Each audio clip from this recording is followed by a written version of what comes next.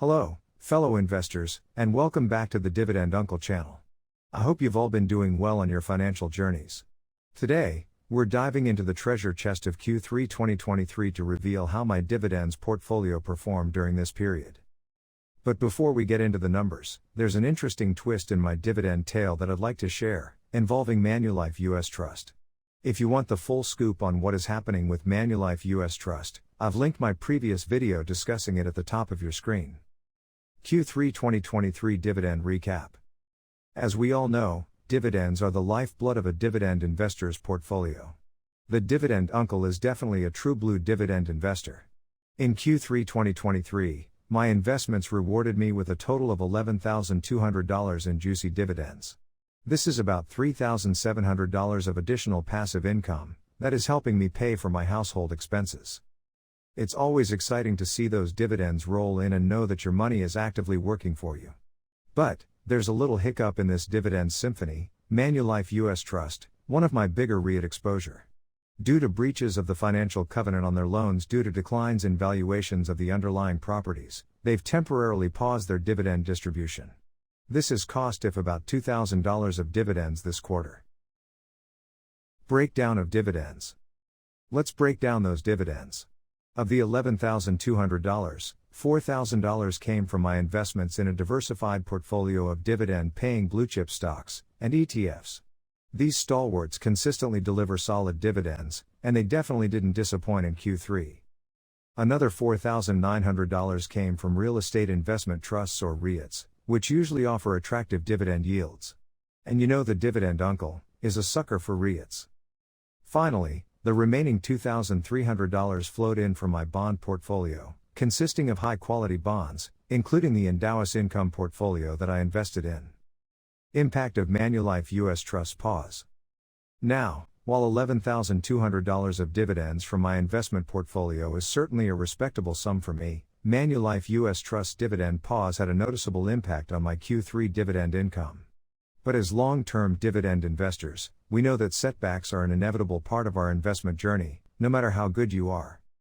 So, you may ask, what's your plan now? Well, I thought long and hard.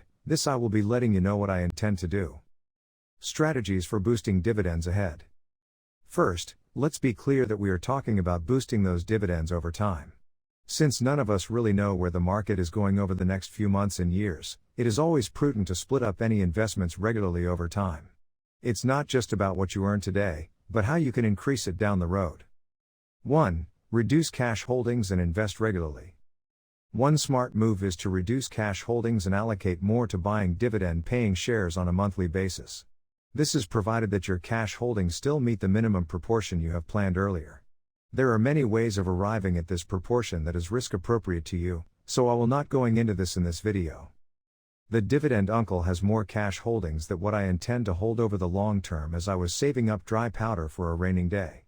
So I intend to deploy dollar cost averaging to invest in a portfolio of quality dividend-paying blue-chip stocks and REITs. Regular investments can help grow your dividend income over time. 2. Optimize Singapore Savings Bonds, or SSB.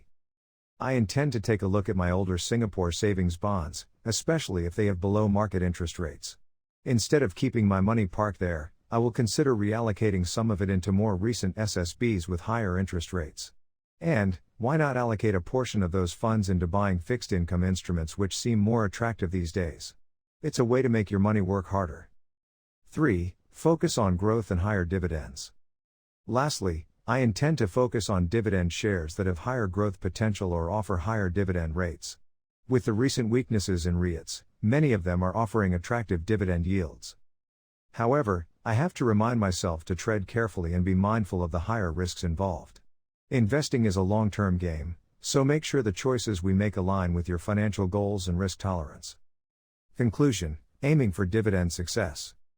So, there you have it, a recap of my Q3 2023 dividend journey, with a twist brought to you by Manulife US Trust. Remember, while bumps in the dividend road might slow us down momentarily, it's our strategies and resilience that truly define our success as dividend investors. If you found this video insightful, don't forget to give it a thumbs up and subscribe for more dividend-focused content. And if you've got your own dividend stories or strategies to share, Let's chat in the comments below. Until next time, stay informed, stay smart, and as always, happy investing. See you in the next one.